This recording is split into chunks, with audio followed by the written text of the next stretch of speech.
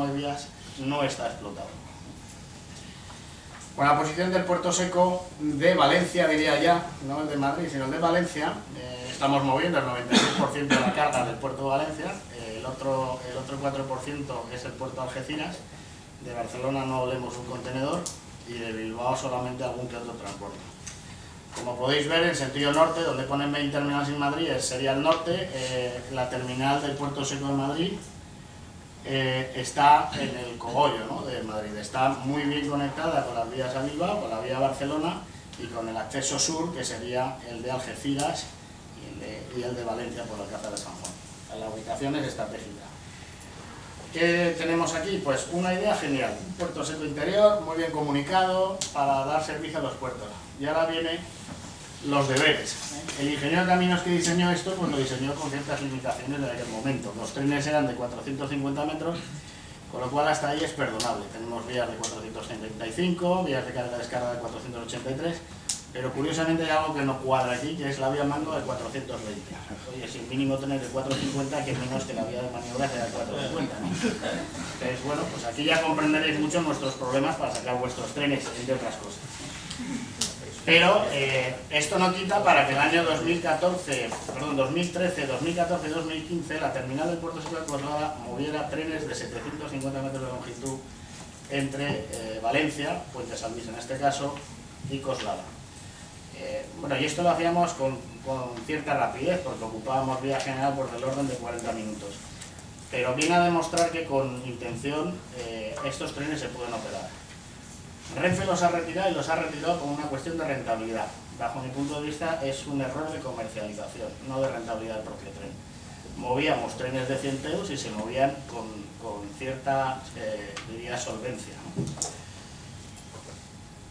La terminal, en cuanto a volúmenes, pues como veis en el año 2015 llega casi a máxima capacidad con 140.000 TEUs ferroviarios movidos, la capacidad actual es de unos 190.000.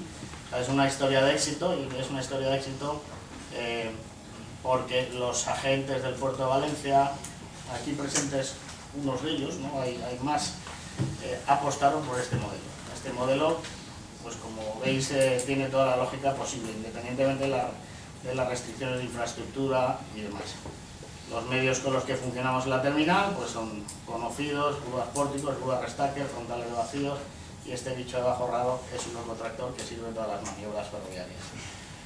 Bueno, se provee de todo tipo de servicios, al transporte ferroviario, al de carretera y servicios auxiliares. Este punto último, servicios auxiliares, es el que realmente creemos que hay algo que mejorar.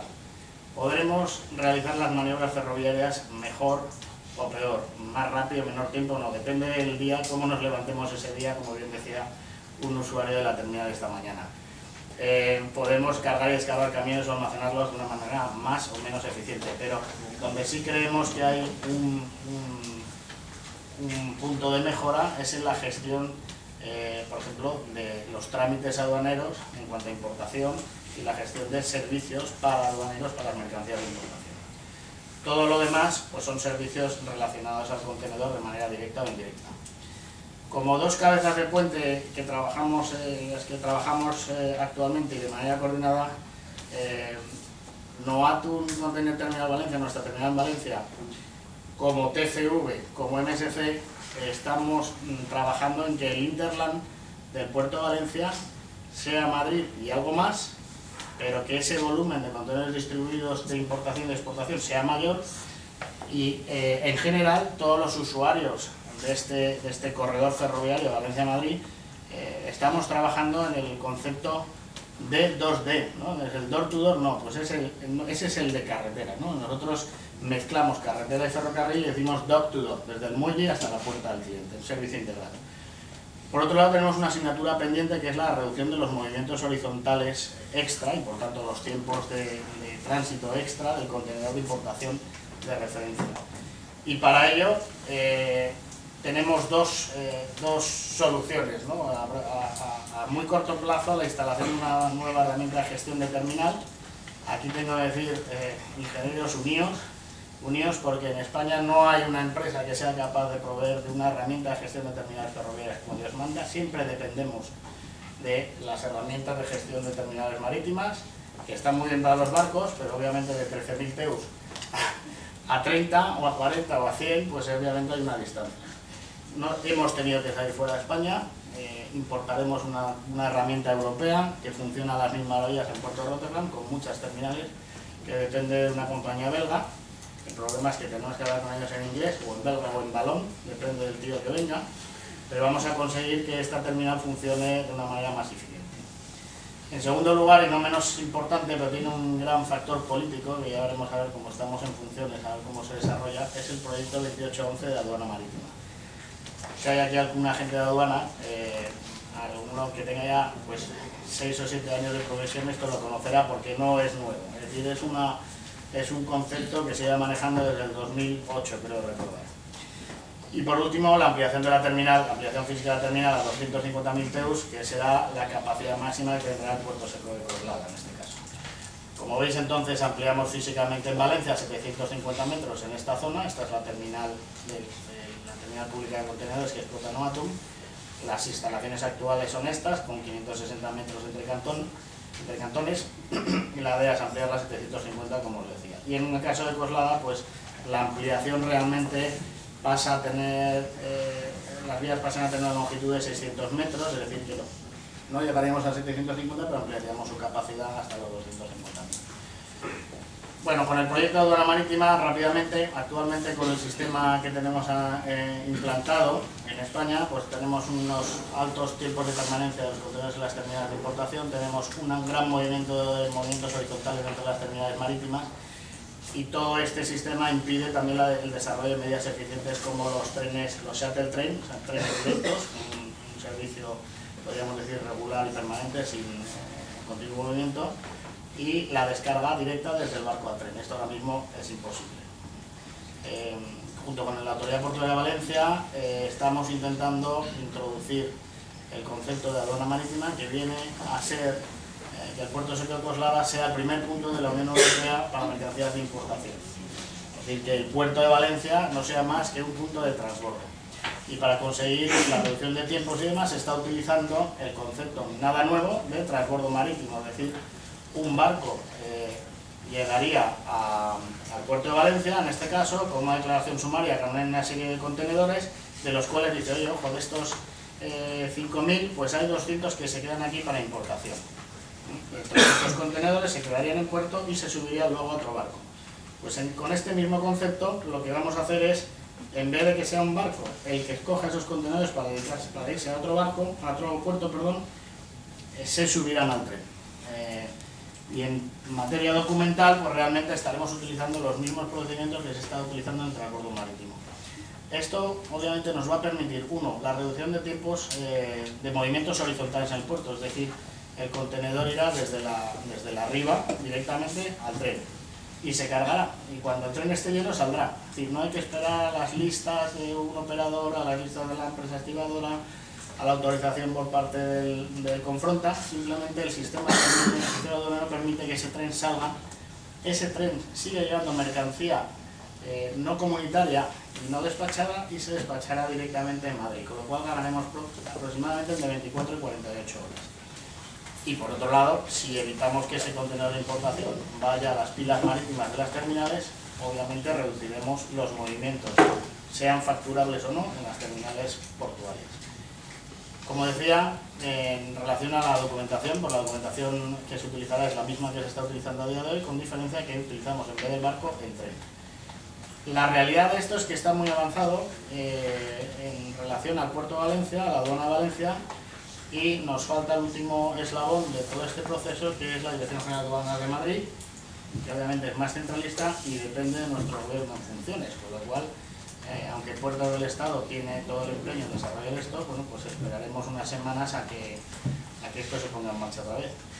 Esto creemos que son medidas, para algunos de los clientes aquí presentes, son medidas que van a ayudar a reducir costes y vayan a incrementar la conectividad del puerto con su hinterland, y obviamente se suman a otras en las que se ha comentado en relación a infraestructura, accesos al nudo ferroviario, etcétera, etcétera. Y nada más, muchas gracias por su atención.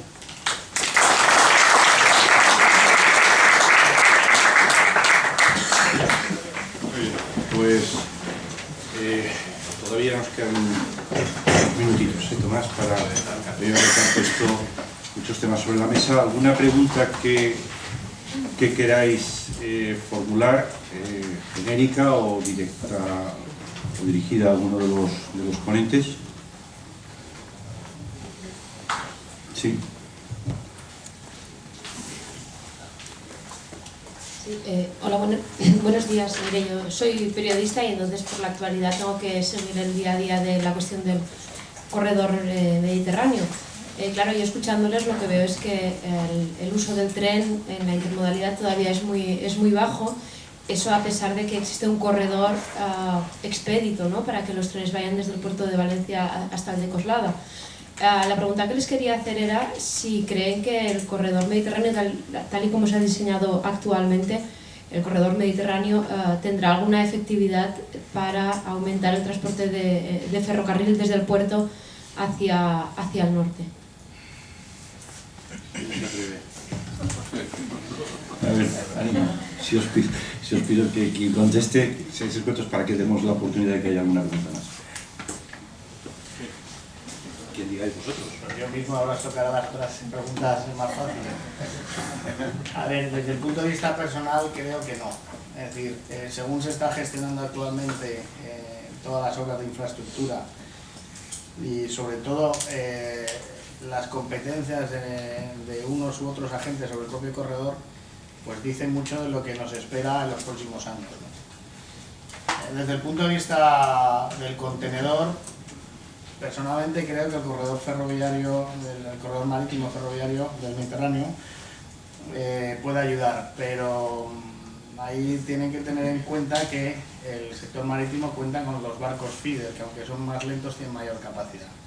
Es decir, que lo que respecta al tráfico contenerizado creo que aportará, pero de una manera residual. Sí es cierto que será muy importante para el tráfico de carga rodada por carretera, siempre y cuando también esos camiones de carretera se puedan subir al tren de manera sencilla, porque esa es otra. Aquí nadie habla del ferrocarril y demás, es una de las medidas que podría ayudar a las empresas de carretera, sobre todo en movimientos entre el Magreb y el resto de Europa, ¿no?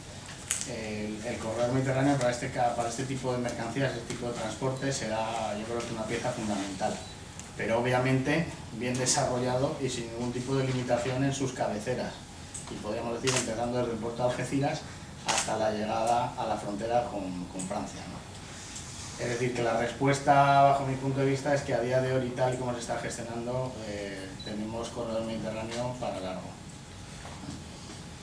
José Luis o Nacho, ¿queréis añadir alguna cosa? Yo simplemente confirmar lo que dice Felipe. La estructura actual del corredor mediterráneo no vemos que pueda aportar grandes ventajas a lo que es el servicio de contenedores entre los puertos, ni el trasvase tan soñado de cargas de utilizar puertos españoles en lugar de puertos del norte de Europa. Lo que sí quería matizar es que el corredor desde Valencia a Madrid sí es de éxito, porque los porcentajes que ha mostrado mi buen amigo José Luis habla de toda la carga que llega a Valencia, que es el principal puerto de carga de España, pero de la carga que se llega a Valencia con destino a Madrid, el porcentaje es el mejor que hay en España, y podríamos estar hablando de un 50% de carga que va de Madrid a Valencia en ferrocarril, lo cual está lejos de cualquier otro medio de transporte y ningún otro corredor que esté ahora mismo existente. Lo cual, no nos engañemos, porque afortunadamente el puerto de Valencia tiene mucha capacidad, pero cuando hablamos de corredores tenemos que centrarnos en la carga que está destinada a ese corredor. Simplemente era eso. Muchas gracias. ¿Alguna pregunta más?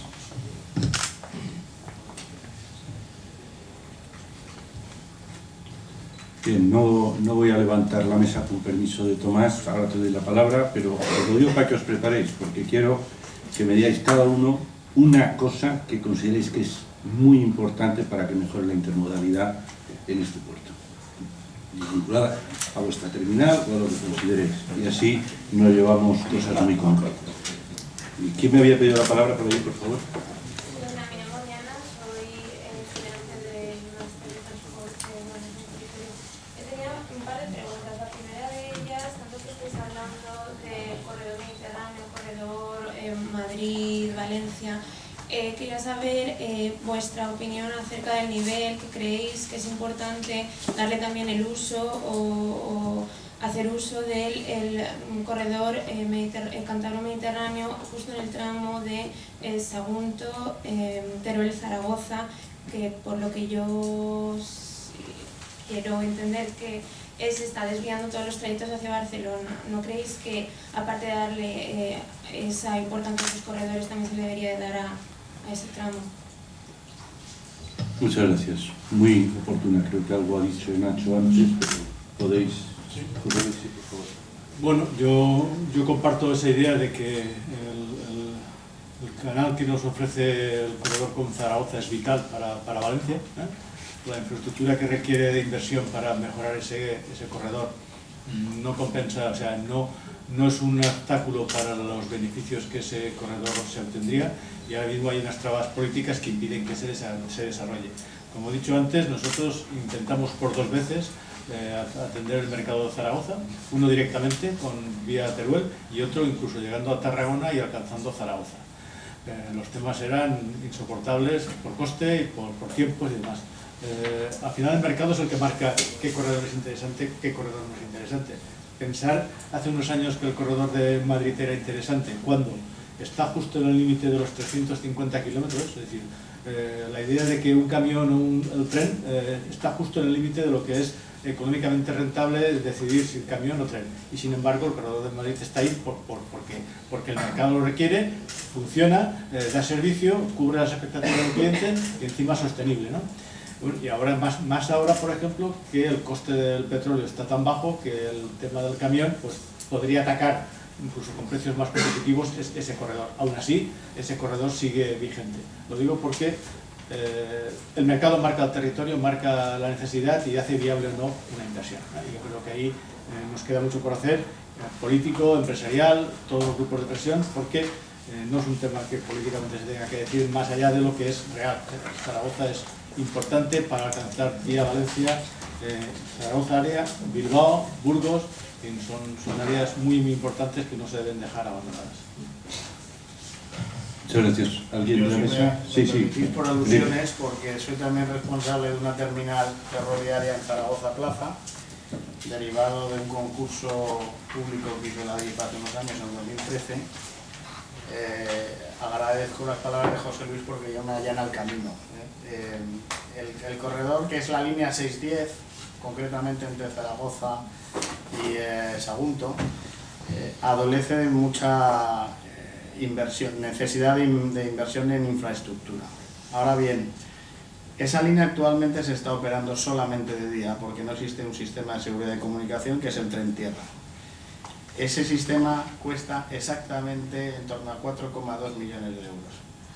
Ese sistema y esa inversión está aprobada desde el 15 de diciembre del 2015, quiero recordar. Recuerdo el mes, el día a lo mejor se me escapa, pero fue un día fue un día importante porque puedes imaginar, como responsable de la explotación, en este caso suponía que al haber un tren tierra aprobado, al haber una inversión en tren tierra aprobado por el Consejo de Ministros, ese corredor pasaría a poder operarse día y noche, es decir, hablando en bruto, un 50% más de su capacidad. Cosa que a día de hoy, esa inversión está enterrada, no se sabe dónde está en el ADIF, el Ministerio no le preguntéis dónde, y bueno, eso sería un punto claramente a favor de la explotación de ese corredor. Se ha hecho un estudio, además, yo creo que muy en profundidad, de las necesidades de infraestructura de esa línea. Se establecen 3 fases básicamente de inversión. La última es la que se destina básicamente a la electrificación. No necesitamos electrificación en esa línea, necesitamos apartaderos un poco más largos. Las velocidades comerciales, aquí están los especialistas, no necesitamos ir a 100 kilómetros por hora, necesitamos ir a una media de 50 a lo mejor. Las pendientes no las vamos a cambiar porque son las que son, aunque a Nacho le fastidie, pero España es muy montañosa. Pero habiendo un tráfico de pasajeros entre Teruel y Zaragoza, Teruel, recuerdo, por desgracia para Teruel, yo he estado recientemente, es una de las provincias menos pobladas, junto con Soria. Los servicios ferroviarios de pasajeros que tiene a día de hoy, con tal de que se cumplieran los horarios y fueran diarios, 2 servicios ferroviarios entre Zaragoza y Teruel, o 3, no sé cuántos son 3. Bueno, yo como habitante de Teruel me daría como un canto a los dientes, ¿no? Pero es que hay veces que ni se cumplen. Es decir, que realmente esa línea tiene una capacidad para admitir trenes de mercancías impresionante, con una inversión mínima. Ahora es cierto que necesitamos inversiones para el peso por eje, que hace rentable un tren de mercancías. Estos señores, los que han expuesto anteriormente, nos pueden decir en cuanto a ocupación y demás. Sí se necesita una inversión en los puentes de no sé qué punto, en los que realmente la limitación por carga por eje pasa de 22,5 toneladas a ser 18 aproximadamente. Es decir, que los trenes se hacen muy cortitos y con poco peso. Pero no nos olvidemos que hay 4 millones prometidos en diciembre del 2005, con el gobierno en funciones actual, era antes del PP, que siguen sin ponerse encima de la mesa. Ahora mismo estamos mezclando también los fondos de ayudas interportuarios en cuanto a infraestructura, y me da a mí la sensación de que, bueno, pues los políticos hablan mucho de la inversión de infraestructura, que es muy difícil y tal, que solo estamos pidiendo 4,4 millones a día de hoy. Y que la inversión en apartaderos, yo creo que no alcanza a los 60 o algo así. Es decir, que lo de la electrificación, si queremos seguir utilizándolo, nos puede llevar como el corredor mediterráneo hasta el año 2052 y seguiremos sin tener el corredor desarrollado. O sea, la inversión es mínima y yo creo que es alcanzable, pero no tenemos un compromiso político para desarrollar esta línea como se debe. Y ojo, que es cierto que el corredor Madrid-Valencia es un corredor de éxito, pero es que la Comunidad Valenciana, Aragón, mal que le pese, y toda la zona, toda la región Navarra y el País Vasco, se quedan sin una alternativa de exportación-importación, que es ese corredor. Es decir, que lo que nos estamos jugando es algo muy importante. Y Valencia no puede depender solamente del corredor Madrid-Valencia por Cuenca o por Albacete. Y si estos señores les da porque desaparezca Renfe y se ponen a mover trenes y trenes y trenes, o sea, Valencia tendrá otra necesidad para sus actividades de importación y exportación. Es decir, que es una actividad pendiente. ¿Alguna pregunta más? Perdón, yo solo una matización, sí. Si me permitís. Claro. En España se han invertido 58.000 millones de euros en los últimos 15 años en alta velocidad, de lo cual además nos enorgullecemos porque tenemos una gran infraestructura de alta velocidad, la que todos los usuarios utilizamos seguro, y que además es muy potente a nivel inclusive mundial. Bueno,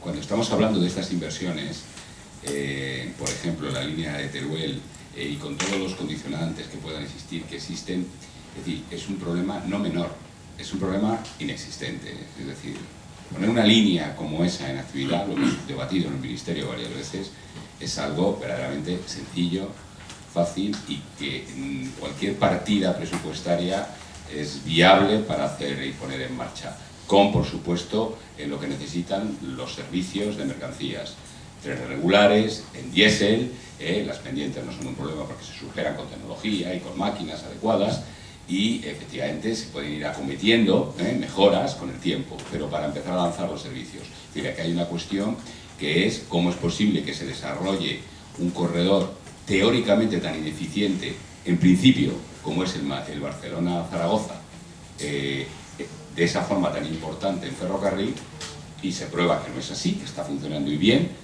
¿Cómo es posible que un corredor que es mucho más eficiente, seguro, que es el Zaragoza-Valencia, no está conectado?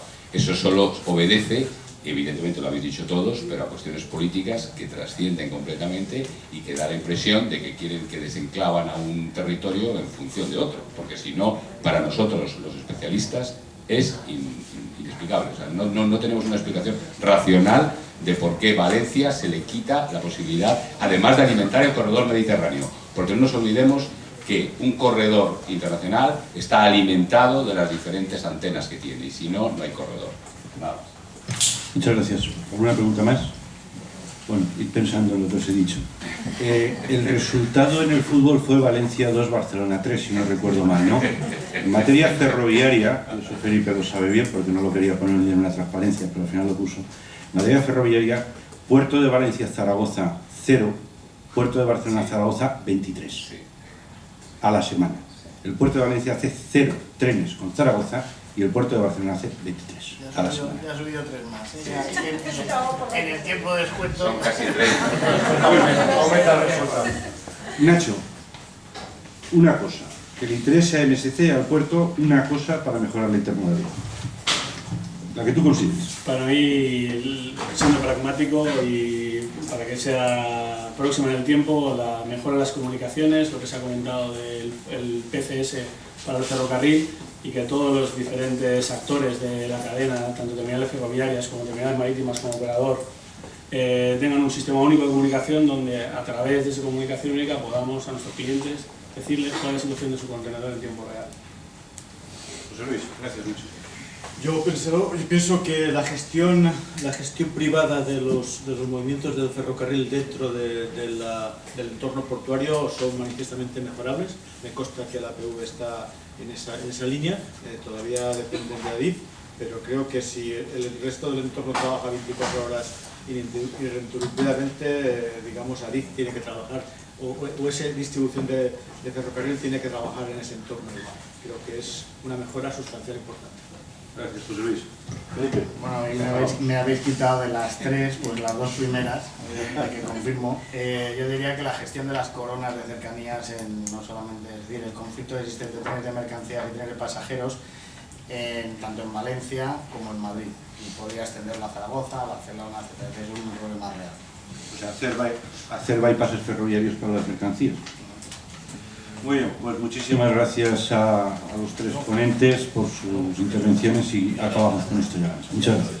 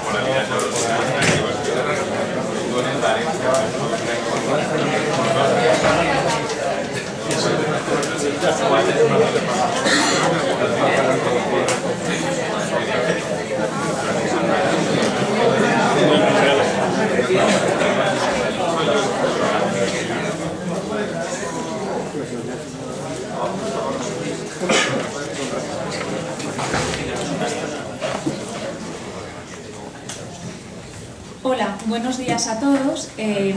Vamos a pasar a la tercera mesa, una mesa que va a estar, vamos a tratar la intermodalidad entre el ferrocarril y la carretera. Para ello contamos con 3 grandes expertos en el sector, ahora mismo en España.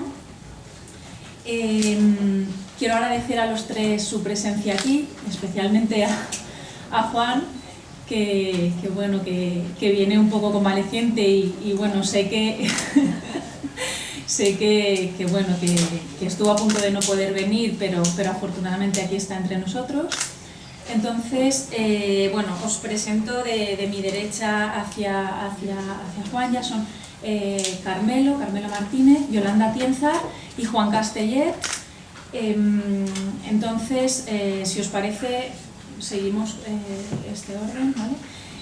Lo que sí que os pediría es que nos explicarais desde vuestra experiencia cuáles son los grandes retos a los que se enfrentan vuestras empresas hoy en día, puesto que estamos hablando de intermodalidad ferrocarril-carretera.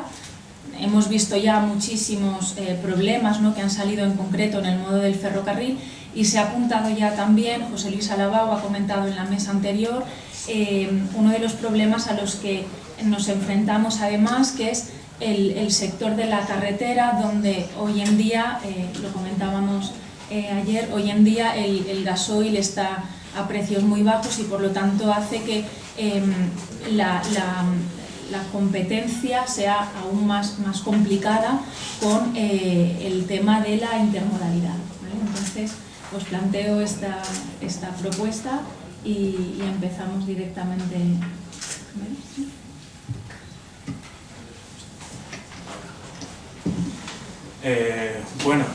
Buenos días a todos. Soy Carmelo Martínez, gerente de servicios de tráficos intermodales.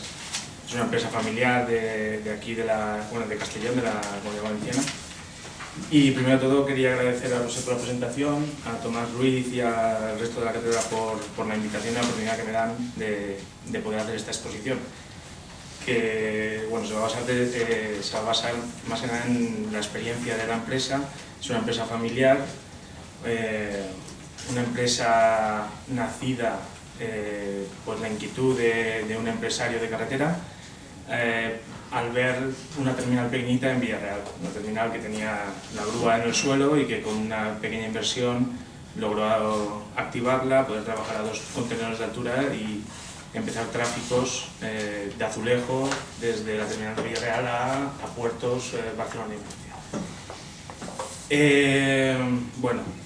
Después de estos 30 años, la empresa fue fundada en el 83, hemos desarrollado otro tipo de actividades siempre alrededor del ferrocarril, en sectores tan variados como el azulejo, siderúrgico, químico, petroquímico y petroquímico y siderúrgico, creo que ya está. Y hemos gestionado bien manipulación, bien maniobras en más de 10 terminales en el territorio español, Sevilla, Huelva y demás. Pero bueno, tampoco quiero aburriros con estas cosas y vamos a pasar más al tema de la relación con Renfe. En los primeros 20 años, antes de la aparición en el 2005 de la ley del sector ferroviario, pues Renfe era proclive, le gustaba sentarse con operadores,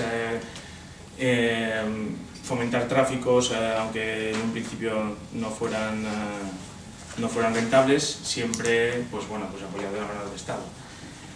Desde la aparición de la ley del sector y todo el cambio de escenario y la aparición de nuevos operadores, a una empresa como la nuestra, y después de consultar al psiquiatra, pues nos aconsejaron enfocarnos más siempre cerca de terminales y tanto ferroviarias, terrestres como marítimas, enfocarnos más hacia la carretera, servicios especializados de acarreos, de mercancías peligrosas o equipamientos especiales en los camiones.